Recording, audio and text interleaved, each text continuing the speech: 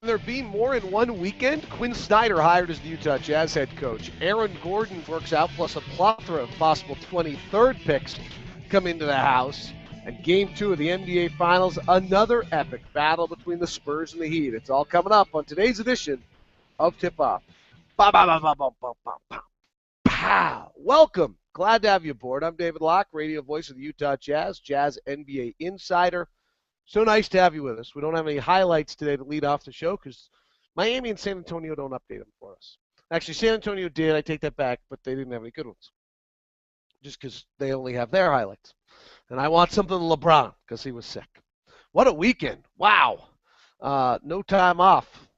If you were a Jazz fan, with the amount of stories that were going on, Saturday was something else. Press conference for Quinn Snyder, followed by Aaron Gordon workout. Sunday workout was quite good as well. Oh, poor Paul Spencer can't figure out how to get in the hangout, so he's trying to call me directly. Uh, sorry. Let's get to the Quinn. Let's start with Quinn. Then, which is kind of different than we usually do, but I think most people have tuned in just to hear that. If you missed the interview I did with Quinn, it's going to be available for you on iTunes right now. It would be the next, if you're listening to this on iTunes, it would be the next one after this. And it is also available at weareutahjazz.com/lockedonjazz. Excuse me, I'm having allergies, so occasionally today I'm going to have to kind of stop and try to catch my breath or whatever. Uh, what did we learn from Quinn Snyder in his press conference? What are the thoughts on Quinn Snyder? Let's start with the hiring process. Truly, when it all started, it's one of the first names we talked about, right? I mean, I think if you go back and look at our profiles, he's probably the first or second name that I profiled. He had everything that linked him to this organization. He had all of the ties you would expect. He'd been a head coach. He'd been a head coach at the D League with the Toros. He's incredibly educationally smart, and Gail Miller mentions in the press conference just how basketball smart he is. I don't think there's any question on that.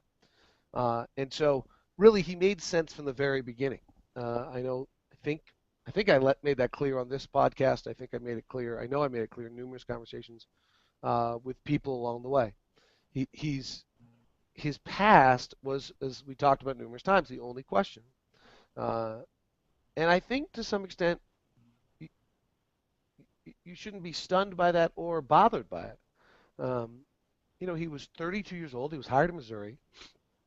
He came out of a nice school, went to Duke, got his JD MBA, and it's very clear, and probably still clear, he's living his life for greatness. He is not. There's nothing about Quinn Snyder that expects him to just be an average guy. Go back to the story that in 1987 he's in the Indiana Pacers uh, training camp, has a chance to make the Pacers. He's been invited. Dick Versace is the head coach at the time, and he just gets on up and says, I got other things I got to do. The idea for him to make the NBA as a fringe player, I'm doing some interpretation here and some analysis, was uninteresting. He is not interested in any way, shape, or form at being average. He wrote a 14-piece on the pick and roll, page piece on the pick and roll. He is not interested in being average. So when you couple that with, and I don't think he was raised to be average, frankly. He's from a nice area in Washington, Mercer Island High School. He was the #1 high school player of the year, two-time state of Washington player of the year. Excuse me, I think he was the high school national player of the year. Goes to Duke, goes to a bunch of Final Fours. There's nothing about him to be average. He gets into coaching. He goes into venture capital and a bunch of other stuff and comes back to coaching. It's clearly his passion for the game brings him back. But he's not going to do the game being average. So he gets a head coaching job at 32. And he gets criticized for things he frankly couldn't control. His age, his looks. He then with his approach, which is to not be average, he gets criticized for being, pompous and full of himself, and then he makes mistakes. And well, now everyone's going to pile on.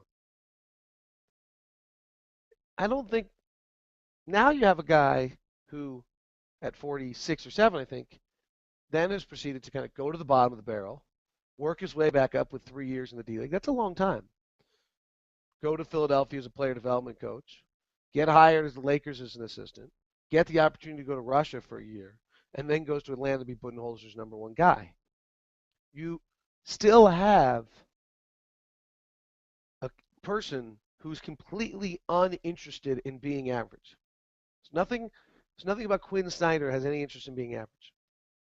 It's who he is. It's the essence of how he's raised. It's the essence of who he is. He's now got a little bit more life experience. He probably is a better worker than he was the first time. He's probably smarter worker than he was the first time. He's probably a smarter person than he was.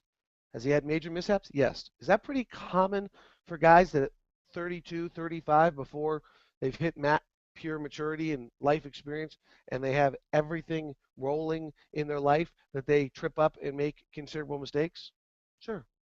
I don't have Quinn Snyder's experience, but I was 30-something years old when I named play-by-play announcer for the first time, and getting fired was the best thing that ever happened to me. I probably would have self-destructed. Everything had gone too well. That's not an uncommon story. What I think is important about that storyline and of who Quinn Snyder is and Quinn Snyder's storyline is that the brilliance, the quest for greatness, the uninteresting in being average is still at the core of who he is. Greg Doyle and CBS Sports national writer wrote, if he can stay out of his way, Quinn Snyder is going to be a great coach for the Utah Jazz. I don't know. We'll see. But I think the chance of him staying out of his way is much higher than it was when he was at Missouri, 32 years old, rolling, the cat's meow, the world was his oyster, without any hardship yet. He's on his third wife, I think, according to Wikipedia. I don't know if that's true. Talked a lot with Amy. We're going to psychoanalyze this guy to the end of the earth, but I'll throw this one out there. It's interesting to me that his current wife is back to his hometown roots, grew up on Mercer Island, was friends with his brother, right? Got on the ride and the roller coaster, and it took him up to the very top, and there were a lot of things along the way, and a lot of pitfalls along the way, and he crashed down the bottom, and he went back to his roots. I like that. We'll see. Maybe there's a chance, because I don't want to sell something to you here that's just false. That's false. I don't know. I was impressed, of course, because he's so smart. You don't get a JD and MBA by just walking up. You do it. You do the work. Tells you a lot. I think that should tell you a lot about him. He's willing to do the work to get a JD and an MBA. Bright enough to get through the program at Duke. That's not easy, right? That's a guy that's not interested in being average or being a fringe player. Okay? Now, there are other people. There are PGA Carlissimo. It's a good example. He's a great guy, the mayor of every community, good basketball mind. When he gets the head coaching job, the stress and pressure overwhelms him. He changes. He's not a good head coach. There's a chance, and that's what we're going to find out with Quinn over time, that getting back in the limelight, he reverts back. I doubt it, but there's a chance. And to ignore that if Dennis has thought about it, Gail's thought about it, Greg's thought about it. I don't want to sit here today. I'm pleased. From the very beginning of the process, I think he's the first or second name we ever looked at. My Evernote doesn't have. I don't think my Evernotes keep the first day we ever. Let me see if I can what I find. The first day I brought him up on the show was April 23rd. When we let Ty go on April 17th, it's like our first show, right? This was the guy, really from the very beginning. And then we did a breakdown of the Hawks offense to show probably what he'd run. So there's no huge surprise here. It's positive in so many ways. He matches everything you want. He's an innovator. He's a player development guy. He's got a relationship with Dennis. He's got a connection to Spurs. Dennis is going to want to have an involved hand to be able to interact with the head coach. Clearly, they're going to have to be able to debate basketball. If I stand here right now, he's going to be great. Hey, that's a lie. I don't know. Sure seems like he's going to be really good. And he's totally uninterested in being average, which is exciting. He understands where the game is. Talk to me about the fact that there are, a huge amount of percentages of pick and roll. You got to pick and roll defense. Dallas ran 70 ball screens a game last year. Dennis told him when he was in Austin, pick and roll defense will get you hired and fired. Well, that tells us a lot about what Dennis believes in. Dennis really believes in pick and roll defense. He's right. So Quinn Snyder in the interview process must have shown that he really understands pick and roll defense. We need that. I thought it was very interesting twice during my interview with Quinn, he mentioned that the game evolves and players do things. We look at it and then we have to teach it. But players will often teach us. Here's another one on how he's evolved. Okay? These are the little things that I picked up on. I thought was interesting. He went to Missouri. When he went to Missouri, he was a hotshot 32-year-old. He walked into the athletic director. He showed up with a 10-page business proposal, and he, PowerPointed them and used his JD MBA, and really came as that guy. This time, after his third or fourth interview, I think, in his career, he sat down with the Millers with nothing. He didn't try to wow them out of the chute. He read the room. I don't think Greg Miller and the Miller family, with their background, where the empire was formed by a guy who started in the service department of a car dealership in Murray, Utah, want some hotshot, slick-looking Duke guy to walk in them and wow them with his JD MBA. And so instead, Quinn sat down across the table for 3 hours with them in the Miller's house and talked to them. It's pretty smart. It's pretty smart to understand and read the room. Maybe his agent's good. Warren Legary may have understood what was coming. Maybe somebody tipped him, but he listened. I don't care how he knew, he listened. It's really important. Shows, I'm not sure the 32-year-old Quinn Snyder listens. Truthfully, that's the most interesting thing that came up to me in my post-game interview or post-press conference interview with him was that he didn't make a book. His instinct is to wow you with his knowledge, to wow you with his smarts. He didn't do that. And he didn't try to do that at the press conference either. It's impressive. Those are indications that the quest for brilliance, the quest for greatness, the unrelenting quest to not be average that is Quinn Snyder is evolved and has become a smarter, more well-rounded, more understanding, more mature guy that should lead to being a better head coach. It's exciting. I brought this up with Scotty G. And this is what I like about Quinn. Greatness is formed by three things, two of which you control. One is timing.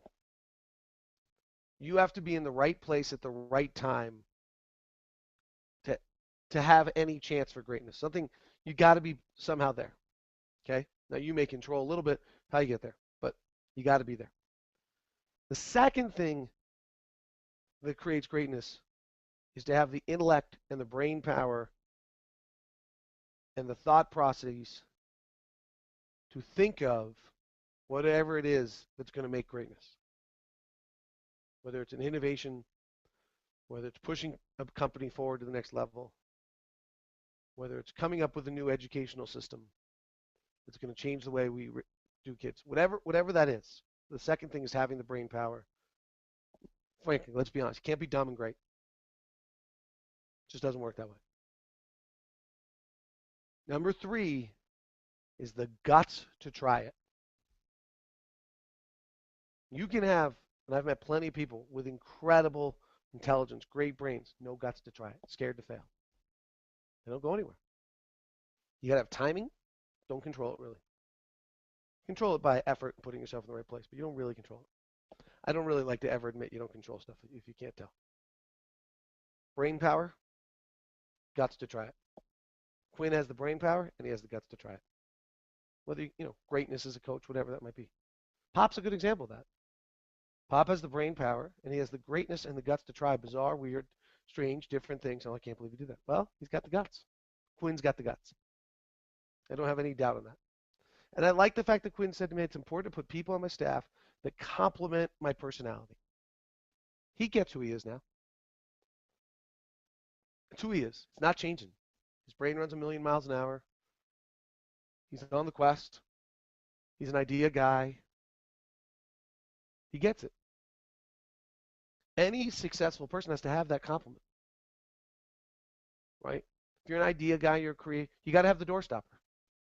You got to have the person who sits at the door while you're exploding with ideas and makes you take the extra steps through them before you implement stuff that isn't entirely ready to be implemented.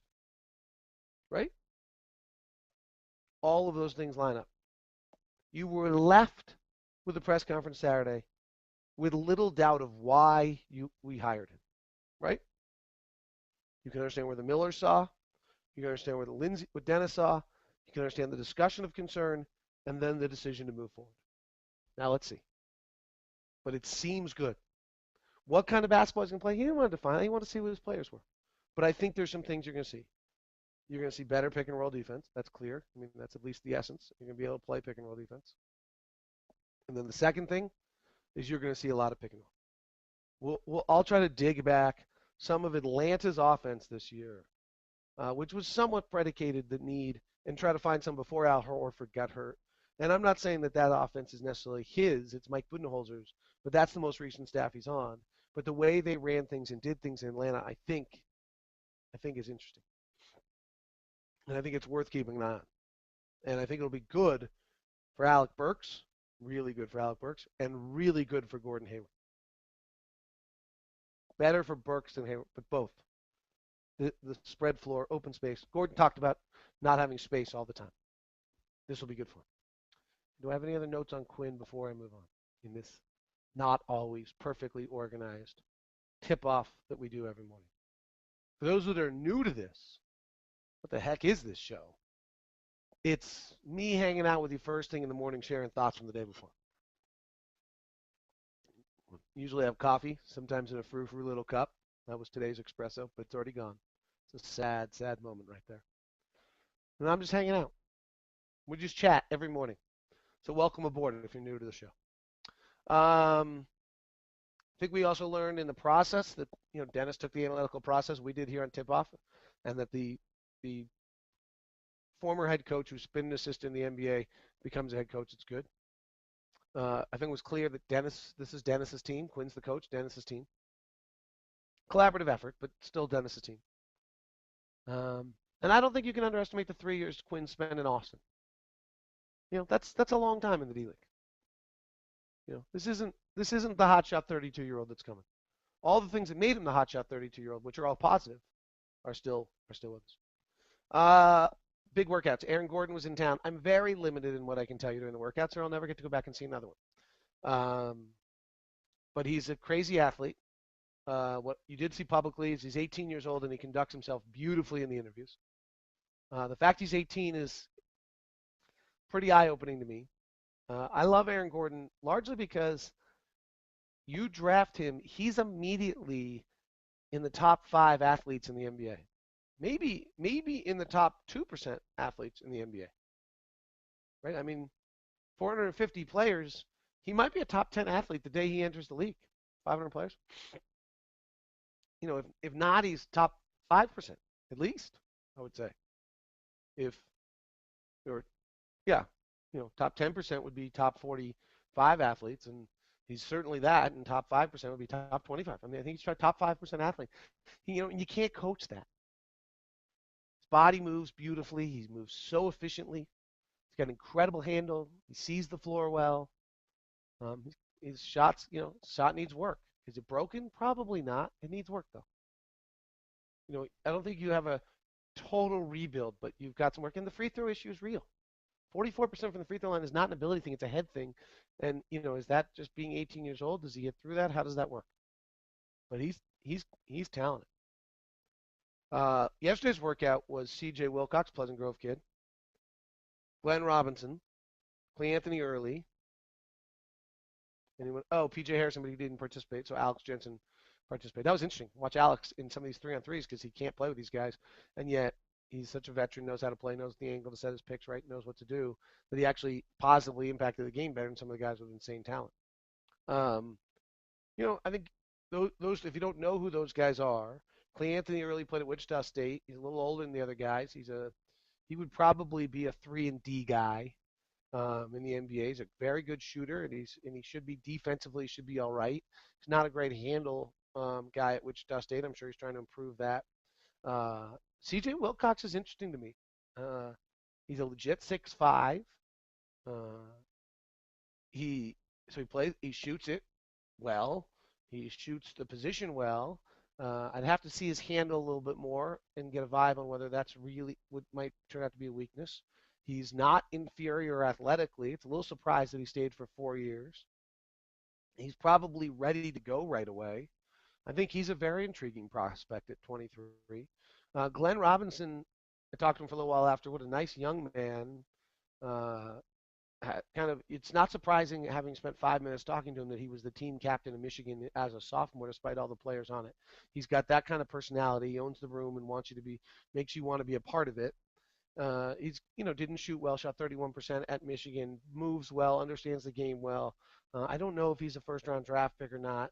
Maybe he's a second round draft pick, but he's another interesting. I think this is where this draft is good. Now this time of year, you think all these guys are going to be good, but traditionally in drafts, from 11 pick to 30, only 49% of the players become rotation players in the NBA, and I have a hard time believing that this draft isn't going to have a dramatic amount more. And I think there's a chance that this draft has a lot of all-stars too. I think Wiggins, Parker, Embiid all have a chance. I think Gordon's got a real chance. Sean Mary and Andre Karolinko are all-star caliber players. That's to me the bottom of where Aaron Gordon is. He's one of those at worst case scenario. If he's something more, he defines it himself. Marcus Smart, he's got to shoot the ball a lot better. But Russell Westbrook became an all-star. Russell Westbrook's a better athlete and shot it better in college than Marcus Smart. So that's a big jump. But he's got a little something to him. Noah Vonleh is being talked about as a possible Chris Bosh. Do we understand what we're talking about? We're talking about possible Chris Bosh. I tweeted out last night, Chris Bosh averaged 25 points and 11 rebounds, shot 52% his last year in Toronto. Nobody's done that since Shaq, other than Chris Bosh. If Vonleh's Chris Bosh, you got to draft him. Chris Bosh is going to the Hall of Fame. Chris Bosh is lost in the fact he's playing with LeBron and Dwayne Wade. You go look at his per 36-minute numbers. They've changed because they changed the way he plays. He's incredible. Go give him the ball again. He'll average 20. The other news on the draft is, and I've said this numerous times, I think Orlando's going to take Marcus Smart. I think our choice is Dante Exum, Noah Vonleh, or Aaron Gordon. I think Marcus Smart's going to go 4. So Dante Exum, Noah Vonleh, Aaron Gordon. Exum is at .0 defensively. 0. Not ready yet. Has a chance. His pendulum swings. We'll talk about that a lot. Gordon's pendulum doesn't swing a lot because his athleticism's so great, but if he can't shoot, then he's limited. And Vonleh, it's worth taking a look at. This draft is beginning to feel a little bit like Tier 1 is 1 through 3. Tier 2 is 4 through 8. A lot of people have talked about Tier 1 through 4 and 5 through 8, including myself, that Exum would be talked about early up. And he's still being mentioned up there. I don't think anyone's going to have the guts to do it. In fact, I think when it gets to 4, Orlando's not going to have the guts to do it either. They're going to take Marcus Smart, which tells me that this draft is now 4 through 8, those 5 picks, and 1 through 3. Few thoughts on Game 2, and then I got to jump. I don't know if I'm going to get to the questions today because I got to wake up my daughter for her golf camp today, and then she goes to basketball camp because I'm a crazy parent. I thought Miami disrupted the Spurs a lot last night, and the Spurs still made plays, which was pretty incredible. And the Spurs have a problem with Miami, the same one they had last year. They end up going small, and they don't get Splitter and Duncan on the floor together. And they don't get Duncan and Splitter on the floor together, they're not as good defensively. And then Pop gets into a funny game where Duncan's got to guard Bosch, and on those last two plays, Duncan couldn't guard Bosch. This is why Duncan was out of the game last year on the rebound. Spo gets, as much as everyone's talking about how Pop has more options, Spoelstra has played the game in a way the last 2 years in the finals that limits Pop's options and kind of boxes him into how he's going to play, who he's going to play with by playing small. And the move to James Jones last night was a big one. And then you're playing Bosch, LeBron, Wade, James Jones, Chalmers, I think, finished. Ray Allen. Gets Ray Allen, not Chalmers. It's pretty interesting. LeBron was sick. Inside, outside, guarding Parker, doing everything, feeling the game, demanding the game early, inside, pushing it outside, passing it off. He's incredible. The two stretches of the game the most amazing to me is down 11 in the second quarter. They go an 8-0 run predicated based on LeBron offensive rebounds and a pass to Wade. Down 6 in the third, they go on an 8-0 run just on LeBron hitting jumpers to get it back to 2. That's what the greatest players in the game do, and he is certainly one of them. All right, I've got about 2 minutes to take questions. We're going to fire through these. Jonathan Erickson, with the selection of Quinn as his commitment to not skipping steps, does that make more likely the Jazz keep their 3 picks? You get, to move a pick is hard because you've got to make sure that you get some value for it, I think is the first thing that happens here. So in that sense, I think that's the first thing you've got to touch on is whether if you're going to move that pick, you have to get something for it. And I think this draft has got enough good players that it's going to be hard to move picks. Everyone has somebody they really like. Do I think that all 3 of our picks are going to play for us next year? I think that's unlikely. 17th anniversary of the Game 4 of the 97 finals I watched yesterday. In my opinion, greatest Jazz game ever. What is your best game opinion? Boy, off the top of my head, I would still probably have to go to Houston Game 6 on the road against Barkley and that list of Hall of Famers, but I would have to think about it more. Wow, we're going back to the NBA Finals. Do you believe Ronnie Cycli trade really would have pushed the Jazz over the age to beat the Bulls' edge? It felt like it at the time, but considering who Ronnie Cycli turned out to be, maybe not. Maybe he wasn't interested in being a team player, and it was probably lucky that he didn't come. From Brant Shaw, what are some of the names you could expect to hear as assistant coaches? Well, Brad Jones and Alex Jensen be mentioned. One of the best player development coaches in the NBA is out of Atlanta. I think his name is Kenny Atkinson. I'd have to look at that staff. We actually highlighted him as a possible, look at head coach, kind of quiet candidate early in this process. They need a former player to fit into this somewhere, and I don't know who that'll be.